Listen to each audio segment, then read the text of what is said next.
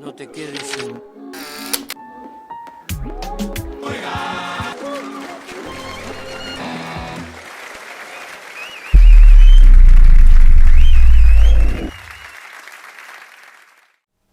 Bueno, nos encontramos en Pegaso con Nicolás Fervenza, manager de No Te Va a Gustar, una de las bandas más importantes de Uruguay, que está cumpliendo 28 años.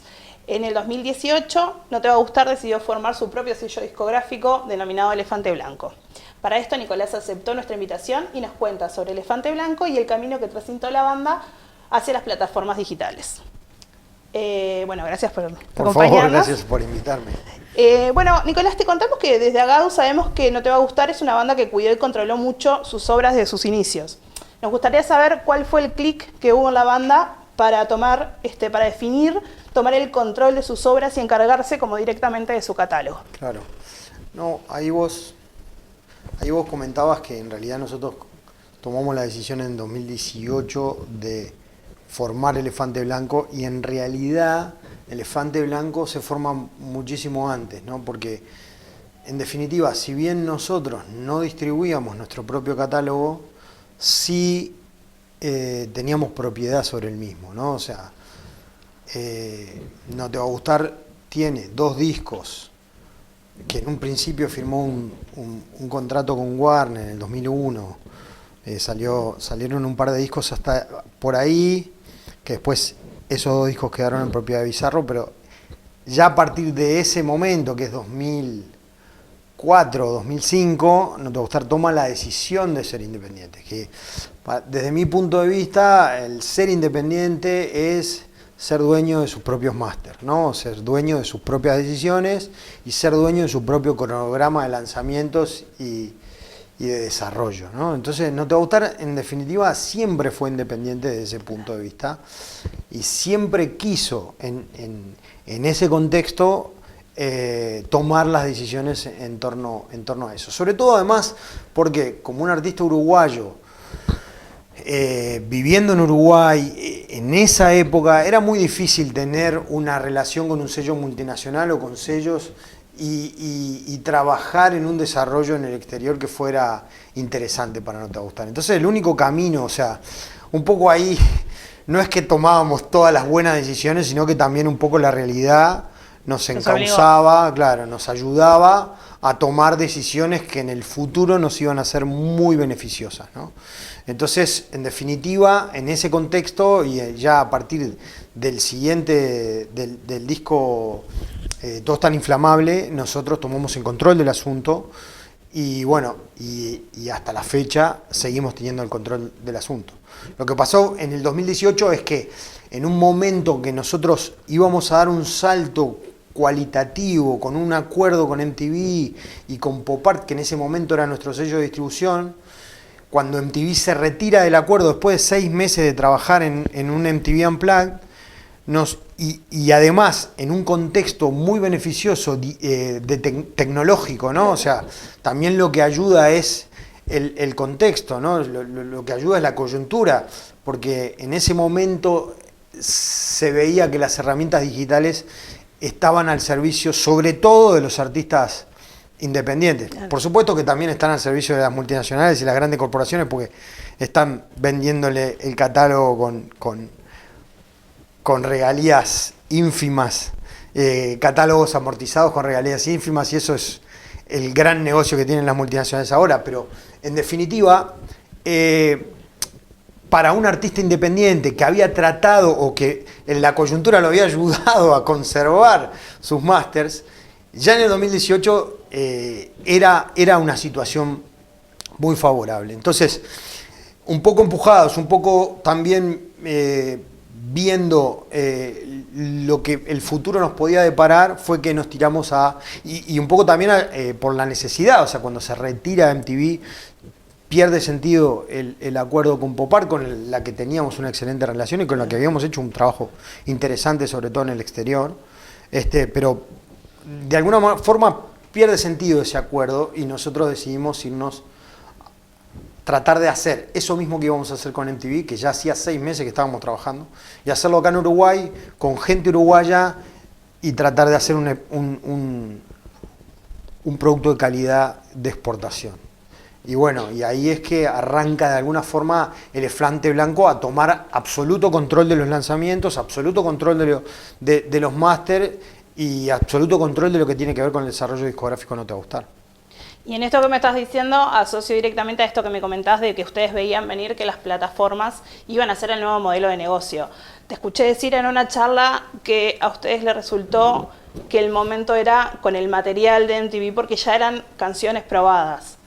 Sí, en realidad, claro, yo me acuerdo ¿Dónde estuvo hablar ese con momento? colegas, sí, no, pero yo me acuerdo hablar con colegas, inclusive con gente del negocio, diciéndoles que nos íbamos a ir en el 2018, diciéndoles que íbamos a tratar de irnos en la independencia, de que no íbamos a renovar contrato con Pop Art, y me acuerdo varias personas de ponerse pálidos, ¿no? Claro. Decir, bueno, pero y el desarrollo que hicieron en México y la verdad es que para nosotros tenía mucho sentido. O sea, la banda estaba convencida y eso es lo principal, ¿no? Cuando hay una motivación grupal o un consenso grupal, hay muy pocas cosas que pueden fallar, ¿no? Más con una banda como No Te Va a Gustar, que ya tenía un catálogo, que ya tenía, ¿no? Por ahí las decisiones en artistas nuevos se tornan más difíciles, pero en este caso nosotros estábamos convencidos de que por el material que teníamos y sobre todo porque justo teníamos un material que revisitaba un montón de cosas, iba a ser un riesgo, pero no iba a ser el riesgo de sacar un disco nuevo, ¿no? Entonces fue como una transición como más gradual, Claro, ¿no? claro. Cuando ustedes deciden pasarse a las plataformas digitales, entiendo que empiezan con CD Baby y ahora están con Dash. En realidad, nosotros del primer momento nos fuimos con Dashco. O sea, CD Baby era la empresa que acá era más conocida, exacto, pero bueno, cuando empezamos a hablar con CD Baby, enseguida nos escalan a Dashco, que es como la empresa madre, digamos, y seguimos con ellos desde hasta ahora. ¿Por qué la eligieron? ¿Qué fue lo que les daba que no les daba otras agregadoras? En un primer momento la elegimos porque yo vine acá justo a Gadu a escuchar una charla y estaba Martín de Biciche. Me gustó lo que dijo, después me junté con él. También había en ese momento Juan Núñez, estaba trabajando, que por suerte todavía sigue trabajando con Dashco. Y yo había interactuado con Juan Núñez cuando Juan Núñez todavía estaba en The Orchard y que le prestaba servicios a Pop Art. Entonces, había tenido unas charlas en ese momento cuando nosotros todavía las plataformas digitales y la situación digital en general era bastante más compleja y nosotros teníamos un montón de ignorancia al respecto. Claro. Y me había caído muy bien sus ideas. Y entonces eso, y el formato que tiene Dashco, y también en cierta manera hay cosas románticas que también nos atraen, ¿viste? Y el hecho de que CD Baby venga de una situación de música independiente también ayuda, ¿viste? Hubo como una confianza hacia quien una se confianza y después obviamente está en ambas partes de generar un equipo, ¿no? O sea, yo se lo decía a Martín antes de ayer. Todas las agregadoras son más o menos parecidas, podés negociar más, un distribution fee más, menos, pero en definitiva lo que hace la diferencia es el equipo que vos generes con la otra parte. Que no quiere decir que incluso sean todos los equipos malos o todos los equipos buenos, es como vos lográs enganchar con la otra parte. ¿Entendés? Entonces, en definitiva, puede ser que Dashco sea muy bueno para nosotros y sea muy malo para otro artista. Claro. O sea, lo que es cierto es que nosotros estamos contentos con la situación en general. Y hemos logrado armar un equipo, y también Dashco ha puesto mucho de sí para incorporar elementos o recurso humano para poder trabajar cada vez mejor. Buenísimo. Bueno, con esto de las plataformas digitales, se nos vino un poco la idea del tema de que, bueno, parece que están haciendo las cosas como muy bien. ¿Y cómo los trató esto en la pandemia, no? ¿Cómo fue este proceso que vivenció la banda durante la pandemia y cómo fue el tema del porcentaje en lo que fueron las plataformas digitales? Claro. Bueno, nosotros durante la pandemia, obviamente que la industria discográfica en general sufrió un bajón al principio, tenía mucha competencia de otros modelos de entretenimiento y los primeros meses fueron como de sorpresa, porque todo el mundo decía, bueno, la gente está escuchando, y en realidad mi lectura, que no quiere decir que sea la verdad, pero mi lectura es que la música tiene que ver mucho con las conductas diarias, o tiene que ver mucho con tus, no, te subís al ómnibus, te pones el Walkman, digo, bueno. eso delata mi edad, ¿no? Sí, lo pones en el auto. La conducta diaria, claro, tuya, entonces cuando se rompe esa rutina, la gente sale disparada para cualquier lado, y eso, desde mi punto de vista, fue lo que propició esa caída que vio en general la industria discográfica en los primeros meses de la pandemia. Después se estabilizó. Nosotros, en definitiva, al ser nosotros los dueños del material y al tener la distribución directa, nos ayudó eso a tener las cosas, digamos, los ingresos discográficos ayudaron a poder mantener toda la estructura, o sea, y a no tener que tomar decisiones drásticas en un momento en el que la incertidumbre era absoluta. Entonces, nada, eso realmente fue algo que nos ayudó mucho durante la pandemia. ¿Aprovecharon el uso de las estadísticas, de las métricas que les ofrecen las...? Las miramos permanentemente, sí. Claro. Sí, claro, trabajaron con ellas. Sí. Trabajamos mucho con ellas y con un protocolo de comunicación muy importante. Trabaja con nosotros una chica que se llama Nicole Laró, que es muy metódica en el momento de armar campañas y en el momento de ella misma autoexigir o autoexigirnos a todos un protocolo de comunicación con respecto al discográfico muy ajustado. Entonces, en definitiva, te puede ir mejor o peor, pero entendimos que una rigurosidad a la hora de comunicar y a la hora de hacer los lanzamientos y a la hora de proponer todo lo que tiene que ver con la comunicación discográfica, a la larga funciona. Claro. Entonces, en definitiva, las métricas son importantes, pero también los manuales y los protocolos de trabajo, tanto de YouTube como de todas las plataformas discográficas, son importantes.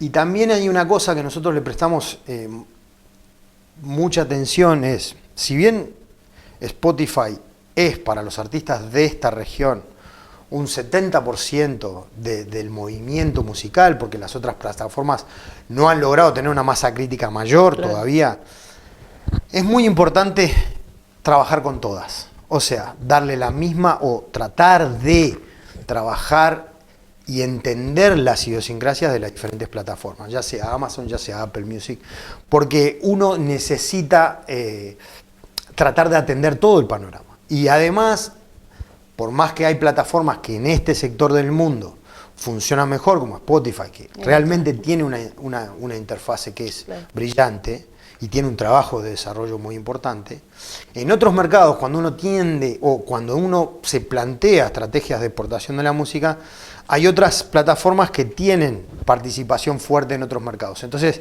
en definitiva, trata un poco de eso, ¿no? De no solo mirar las estadísticas o mirar la idiosincrasia y el trabajo de las plataformas que más te rinden, sino de ver todo el panorama en general. Claro, en esto que me comentás, entiendo que la parte de comunicación es fundamental y entonces me surge la duda de saber qué es lo más arriesgado de ser independiente, de tener tu sello propio. ¿Qué es lo que más arriesgan a la hora de decir, bueno, es todo nuestro? Claro. Mirá, todo el trabajo es nuestro. Sí, no, mirá, yo te digo, para una banda para una banda como No Te Va a Gustar, con una carrera como la que tiene, con una capacidad de trabajo como la que tienen los músicos No Te Va a Gustar, con una conciencia de grupo, es más riesgoso mañana firmar con Sony que mantenernos en este camino.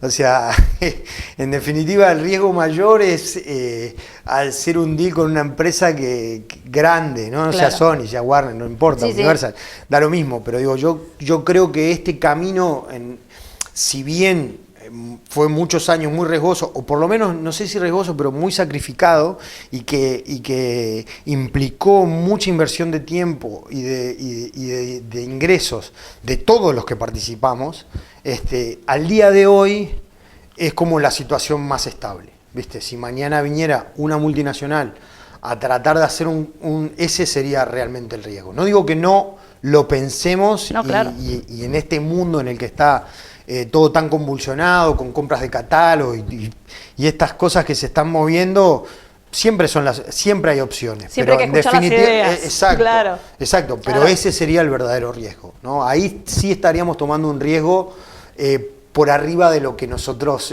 podemos manejar, ¿no? Bueno, Nicolás, muchas gracias por acompañarnos. Por favor, gracias a ustedes.